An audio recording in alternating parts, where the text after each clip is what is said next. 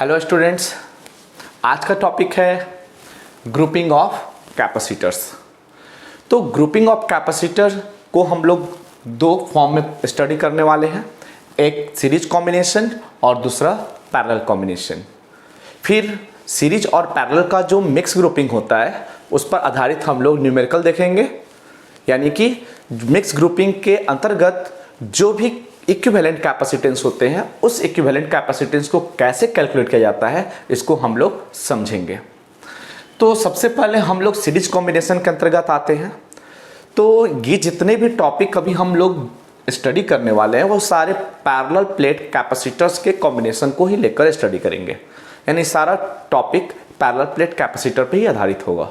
यानी कहने का मतलब ये हुआ कि सीरीज कॉम्बिनेशन के अंतर्गत जब दो या दो से ज़्यादा पैरेलल प्लेट कैपेसिटर को इस तरह अरेंज किया जाए कि हर एक प्लेट पर equal amount of charge distribute हो। सीरीज कॉम्बिनेशन के लिए for each plate charge becomes equal, charge equal होना चाहिए, ये बात ध्यान रखिएगा। And across each plate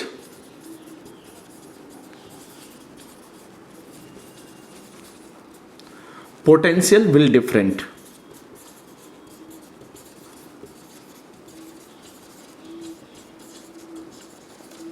for different capacitors।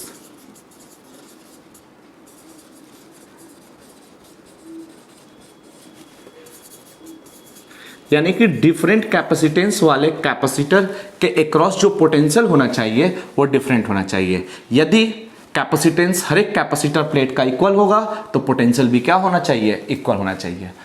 तो सीरीज कॉम्बिनेशन को हम लोग कैसे डिफाइन करेंगे?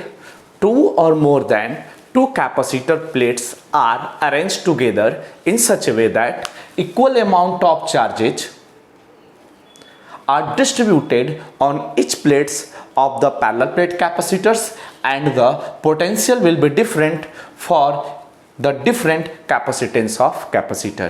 If capacitance of capacitors are equal, then potential on each plate across each capacitor plates also be equal. तो ध्यान रखिएगा, यदि हम कैपेसिटर अलग अलग लिए हैं, suppose that C1, C2, C3, C4 dash बहुत सारे कैपेसिटर्स प्लेट्स हैं, इसको हम इस तरह अरेंज कर रहे हैं कि हर एक प्लेट पर C1 पर जो चार्ज आया सपोज दैट Q1, तो C2 पर जो चार्ज आएगा वो भी Q ही आए, C3 पर भी जो चार्ज आए वो Q ही आए। यानी हर एक प्लेट पर जो चार्ज का अमाउंट हो वो इक्वल हो और कैपेसिटेंस अलग है तो सबका पोटेंशियल डिफरेंस भी क्या होगा, अलग हो। तो ऐसे कॉम्बिनेशन को हम लोग सीरीज कॉम्बिनेशन कहते हैं। पैरेलल कॉम्बिनेशन में क्या होता है? तो पैरेलल कॉम्बिनेशन में क्या होता है कि टू और more than two capacitor plates are arrange together in such a way that unequal amount of electric charges are distributed over या across each capacitor plates of different capacitance. यदि हम इसके केस में भी कैपेसिटेंस ऑफ कैपेसिटर्स अलग अलग ले लें तो हर एक प्लेट पर इसमें उल्टा होगा, हर एक प्लेट पर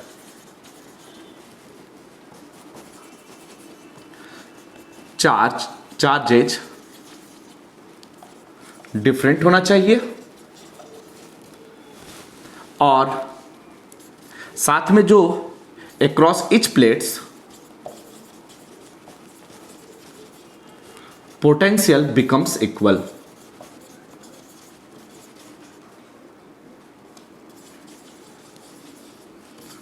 यानी कि कैपेसिटेंस सेम हो या डिफरेंट हो, दोनों स्थिति में पोटेंशियल इक्वल होगा। और यहां पर क्या होगा, अगर कैपेसिटेंस इक्वल होगा तो हर एक प्लेट पर इक्वल अमाउंट ऑफ चार्ज बटेगा, अगर कैपेसिटेंस डिफरेंट होगा तो चार्ज का जो वैल्यू डिस्ट्रीब्यूट होगा पैरेलल कॉम्बिनेशन में वो डिफरेंट होगा। तो एट ए ग्लेंस समझ लेते हैं, सीरीज कॉम्बिनेशन में डिफरेंट कैपेसिटेंस ऑफ कैपेसिटर के लिए चार्ज जो होना चाहिए वो सेम होना चाहिए और पोटेंशियल जो होना चाहिए वो डिफरेंट होना चाहिए।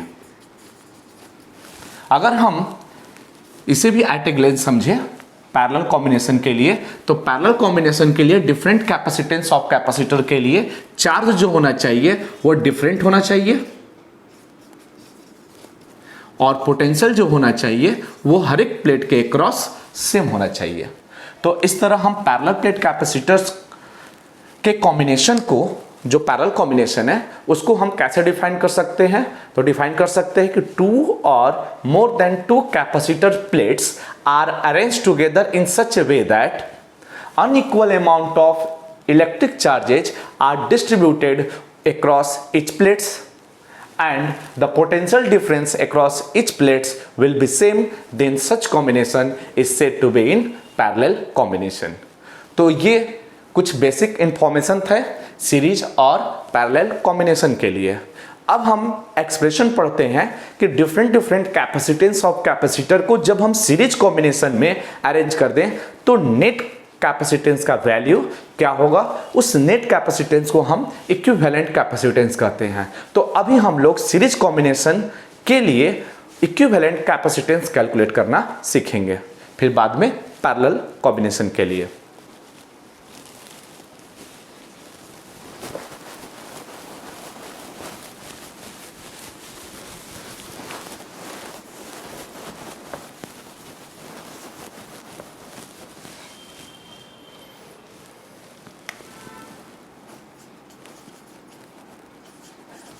तो टॉपिक है फॉर सीरीज कॉम्बिनेशन। इसके लिए हम 3 कैपेसिटर जिसका कैपेसिटेंस C1, C2 और C3 है कंसीडर कर लेते हैं। Let 3 capacitors of capacitance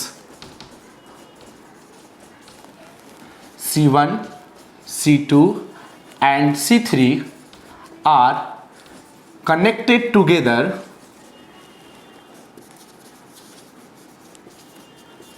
in series combination।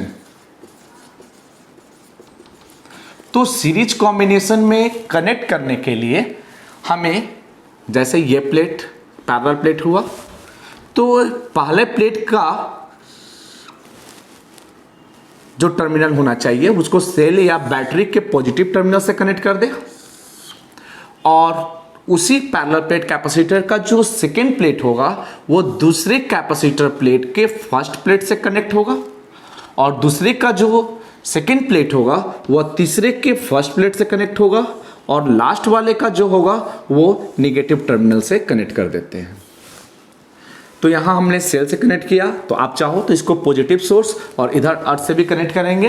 तो ऐसे कॉम्बिनेशन में जो चार्ज का डिस्ट्रीब्यूशन होगा हर एक प्लेट पर इक्वल होगा, चाहे कैपेसिटेंस अलग क्यों ना हो। तो ऐसी स्थिति में सपोज दैट अगर इस पर क्यू चार्ज आया प्लस की वजह से, तो इस पर पॉजिटिव चार्ज आ गया और इस प्लेट पर जैसे ये टर्मिनल निगेटिव है तो इस वाले प्लेट पर C3 के सेकेंड वाले प्लेट पर निगेटिव चार्ज इंड्यूस्ड हो जाएगा। तो वैसी स्थिति में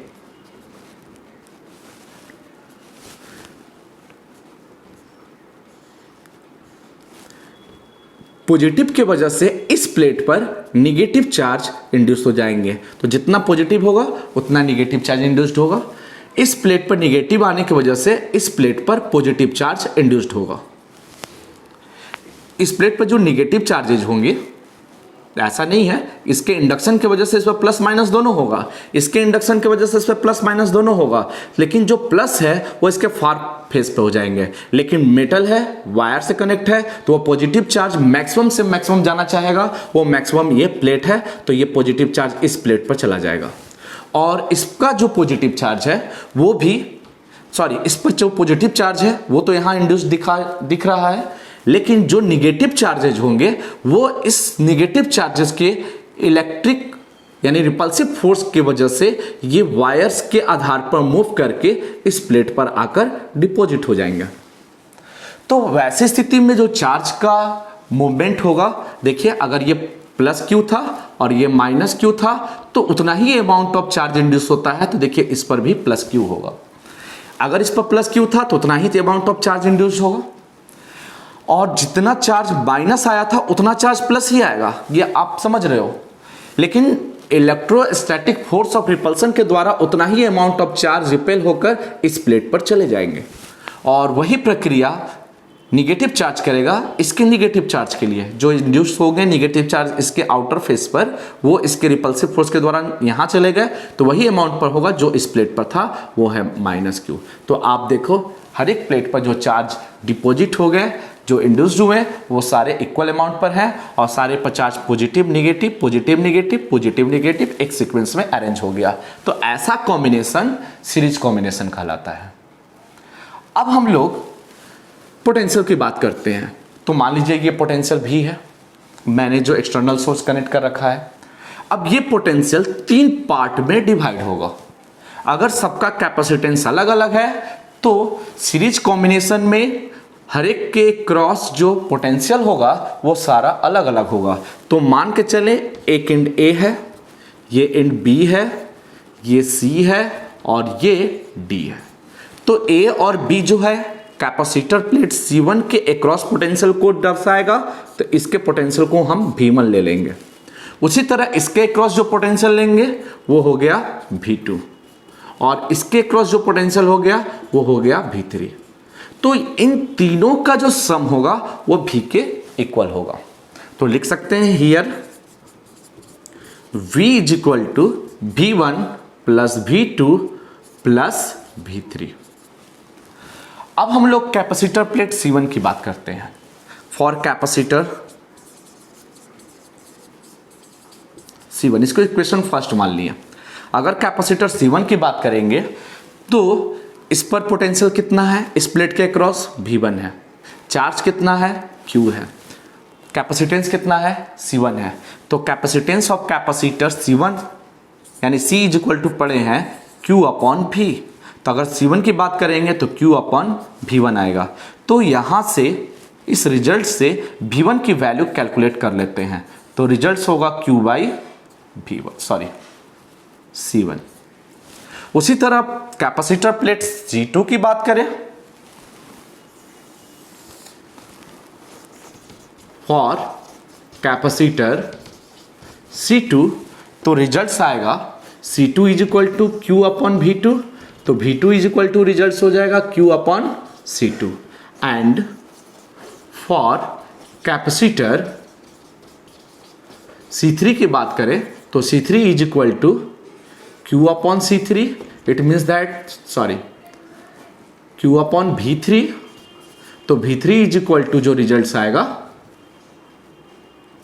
वो Q अपॉन C3 आएगा। अब V1, V2 और V3 का वैल्यू हमें प्राप्त हो चुका है। अब इस वैल्यू को हम इक्वेशन फर्स्ट में प्लेस कर देते हैं। तो फ्रॉम इक्वेशन फर्स्ट रिजल्ट आएगा V इज इक्वल टू जो आएगा वो हो गया V1 की वैल्यू है Q by C1 plus Q by C2 plus Q by C3।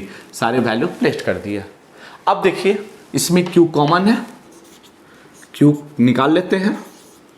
तो ये जो रिजल्ट्स हुआ 1 by C1 plus 1 by C2 plus 1 by C3। अब समझिए यहां पर Q क्या है, टोटल चार्ज है जो कैपेसिटर प्लेट पर डिस्ट्रीब्यूट है। V क्या है, सारे प्लेट के कॉम्बिनेशन का नेट पोटेंशियल, यानी कि A से लेकर D के बीच के पोटेंशियल को ये दर्शाता है। तो वैसी स्थिति में अगर ये तीनों प्लेट यानी तीनों कैपेसिटर प्लेट का जो अरेंजमेंट है वो सब मिलकर एक प्लेट दर्शाए और उस प्लेट को हम CS से ले ले, तो इस पर भी चार्ज प्लस Q और इस पर चार्ज माइनस Q, और इसका जो पोटेंशियल डिफरेंस है वो पोटेंशियल भी दिया हुआ है और कैपेसिटेंस CS है। तो वैसी स्थिति में CS की जो वैल्यू होगी वो क्या मिलेगी, Q अपॉन V। तो आप यहां से देखिए, तो यहां से हम V अपॉन Q को डिवाइड में ला सकते हैं। तो रिजल्ट हो गया 1 by C1 plus 1 by C2 और प्लस 1 बाई C3। तो यहां पर हमें मिला Q by V equal to CS, तो V by Q equal to 1 by CS। तो V बाई Q को हम 1 बाई CS लिख सकते हैं। तो इस तरह हमें इक्विवेलेंट कैपेसिटेंस प्राप्त हुआ फॉर सीरीज कॉम्बिनेशन, यानी कि 3 पैरेलल प्लेट्स या 3 से ज़्यादा पैरेलल प्लेट कैपेसिटर दिए होंगे, 3, 2, 3 या 3 से ज़्यादा, तो सारे कैपेसिटर प्लेट्स का जो इक्विवेलेंट कैपेसिटेंस होगा वो हम इस रिजल्ट से कैलकुलेट करेंगे। यदि चौथा प्लेट इंक्लूड हो जाता है तो +1/C4, उसी तरह n प्लेट इंक्लूड हो जाता है तो +1/Cn, और इसको हम सॉल्व करके रेसिप्रोकल यानी CS का वैल्यू कैलकुलेट कर लेंगे। तो इस तरह हमें total equivalent capacitance for series combination प्राप्त हो जाएगा। तो अब आप इसे नोट कर सकते हैं। अब हम लोग पैरेलल प्लेट कॉम्बिनेशन को देखेंगे कि पैरेलल प्लेट कैपेसिटर को जब पैरेलल कॉम्बिनेशन में अरेंज करते हैं तो इक्विवेलेंट कैपेसिटेंस क्या होता है।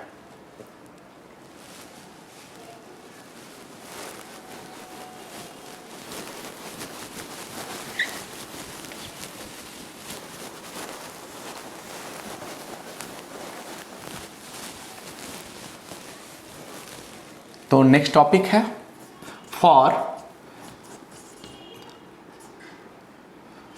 Parallel combination.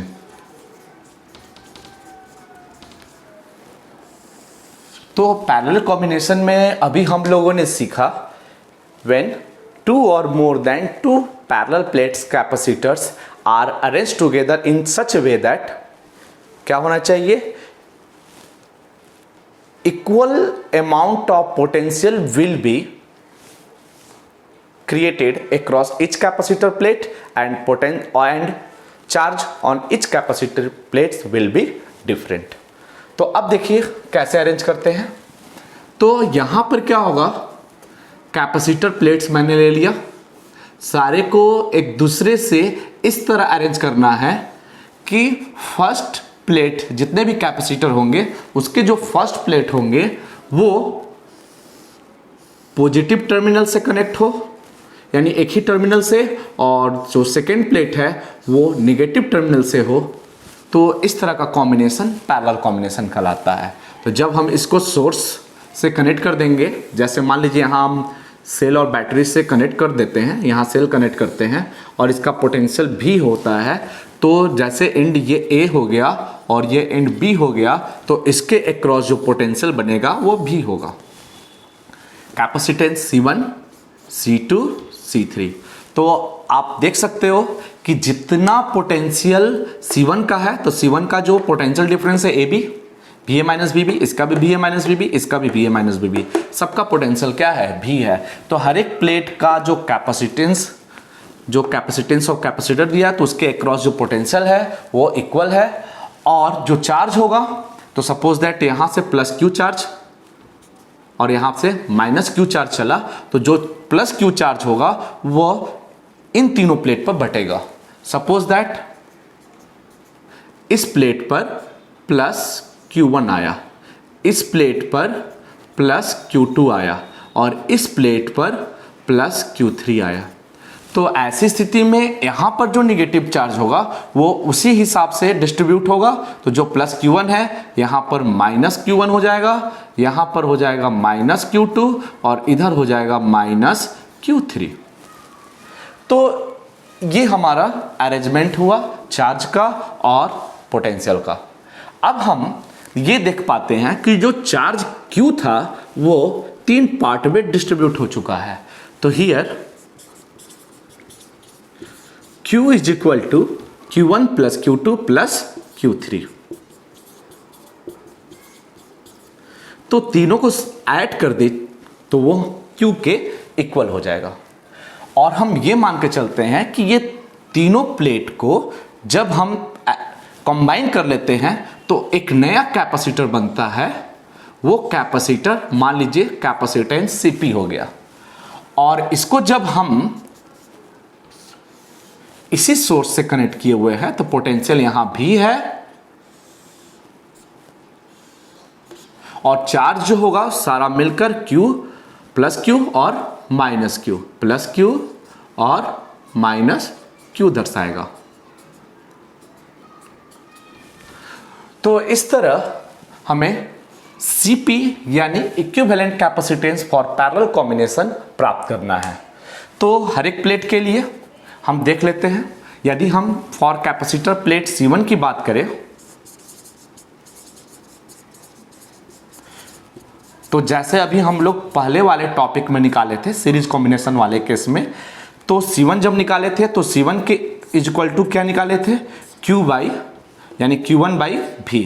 चार्ज Q1 है और इसके क्रॉस पोटेंशियल V है, तो वैसे स्थिति में Q1 इक्वल टू क्या मिलेगा, C1 इंटू V। यदि हम कैपेसिटर C2 की बात करें तो C2 के लिए चार्ज Q2 है, पोटेंशियल V है, तो वैसी स्थिति में जो Q2 मिलेगा वो C2 इंटू V के इक्वल होगा। उसी तरह कैपेसिटर C3 की बात करें तो यहां पर चार्ज Q3 है और पोटेंशियल V है, तो Q3 अपॉन V, तो Q3 इज इक्वल टू जो रिजल्ट होगा C3 इंटू V। अब हमें Q1, Q2 और Q3 का वैल्यू प्राप्त हो चुका है। अब इसको हम इक्वेशन फर्स्ट में रख देते हैं। तो फ्रॉम इक्वेशन फर्स्ट जो रिजल्ट्स मिलेगा Q is equal to Q1 की वैल्यू जो दी हुई है C1 into V, C2 into V plus C3 into V। आप देख सकते हो इसमें V कॉमन है, तो V जब हम कॉमन निकालेंगे तो कुछ रिजल्ट्स इस फॉर्म में बचेगा। अब V को हम डिवाइड कर लेते हैं,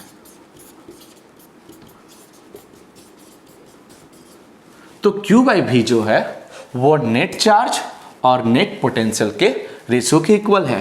तो नेट चार्ज Q है और नेट पोटेंशियल V है, तो वो Q अपॉन V जो होगा इस Cp के इक्वल हो जाएगा। तो Cp इज इक्वल टू लिख सकते हैं C1 plus C2 plus C3।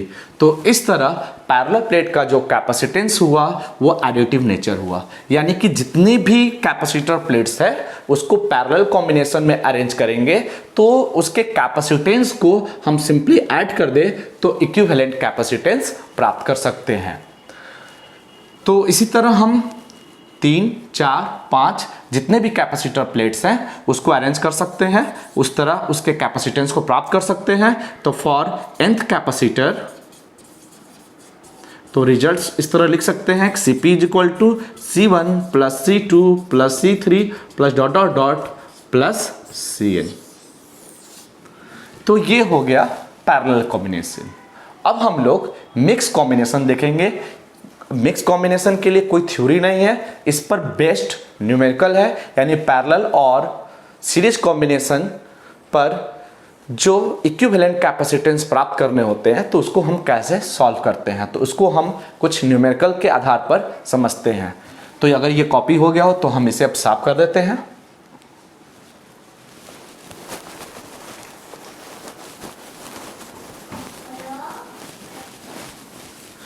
तो मिक्स कॉम्बिनेशन के लिए सबसे पहले मान लीजिए एक सिंपल एग्जांपल हम देते हैं।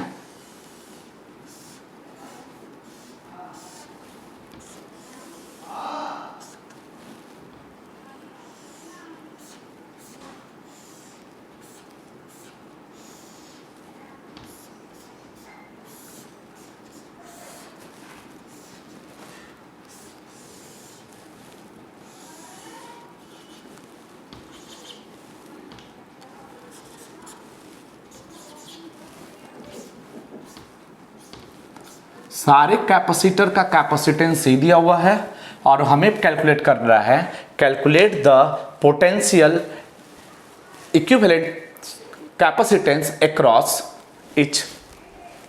Point A and B. यानी कि इस कॉम्बिनेशन के अक्रॉस यानी ए और बी के अक्रॉस जो इक्विवेलेंट कैपेसिटेंस है उसका वैल्यू क्या होगा। तो इस टर्म को कैलकुलेट करने के लिए सबसे पहले हम ये देखते हैं कि ये हमारा पॉजिटिव टर्मिनल है और ये निगेटिव है, तो इधर वाला पॉजिटिव और इस साइड निगेटिव हो जाएगा। तो आप ये देखो, इस प्लेट पे भी पॉजिटिव, इस प्लेट पे पॉजिटिव, इस प्लेट पर पॉजिटिव, इस प्लेट पर पॉजिटिव, ये सारे एक ही वायर से कनेक्ट है पॉजिटिव, इस वाला प्लेट निगेटिव हो जाएगा। तो जब ये निगेटिव होगा तो आप खुद सोचो कि ये वाला जो प्लेट है वो बीच में इसके वजह से माइनस की वजह से पॉजिटिव चार्ज इंड्यूस होगा और प्लस की वजह से इस पर निगेटिव चार्ज इंड्यूस होगा। तो ऐसे कैपेसिटर प्लेट को हम आइसोलेटेड प्लेट कहते हैं। तो ये आइसोलेटेड प्लेट हो गया। तो अब हम इसको एक नए तरीके से अरेंज करते हैं। ऐसे तो मैंने चार्ज का डिस्ट्रीब्यूशन दिखा दिया, अब हम इसको एक तरीके से अरेंज करते हैं नए तरीके से। तो देखिए कैसे पता चल जाएगा कि कौन सीरीज है कौन पैरेलल, अभी नहीं पता चल पा रहा है। तो वैसी स्थिति में जैसे मान लीजिए ये इंड ए हुआ, तो पहला वाला जो कैपेसिटर है ऊपर जो दिख रहा है उसको हमने सी से ये दर्शा दिया, नीचे वाले भी प्लेट को हम यहां पर सी से दर्शा देते हैं। अब ऐसी स्थिति में ये दोनों तो हो गया। अब ये दोनों कैपेसिटर प्लेट का जो ये वाला वायर है वो इसी से कनेक्ट है, यानी वो ए से ही कनेक्ट है। तो जैसे मान लीजिए ये ए इंड हो गया, तो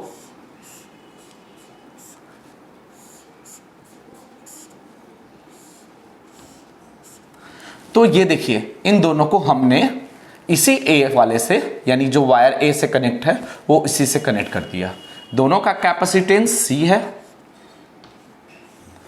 अब हम ये देखते हैं कि ये मान लीजिए बीच वाला पॉइंट ओ हुआ, तो इस प्लेट का जो सेकेंड प्लेट है और इस प्लेट का जो सेकेंड प्लेट है दोनों ओ से कनेक्ट है। तो देखिए दोनों को मैंने ओ से कनेक्ट कर दिया। उसी तरह ये दोनों प्लेट जो है वो बी से कनेक्ट है,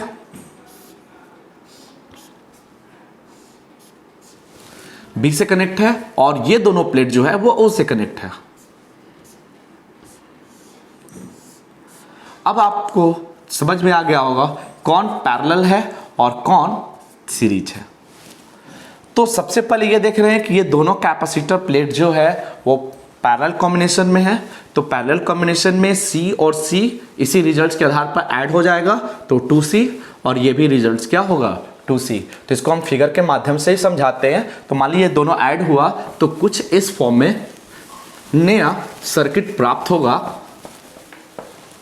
वो सर्किट हो गया, ऊपर वाला C इसी तरह बना देते हैं, अभी इसको सॉल्व नहीं करेंगे। ये मिलकर हो गया 2C, और नेक्स्ट वाला भी हो गया 2C, और नीचे वाला हो गया C।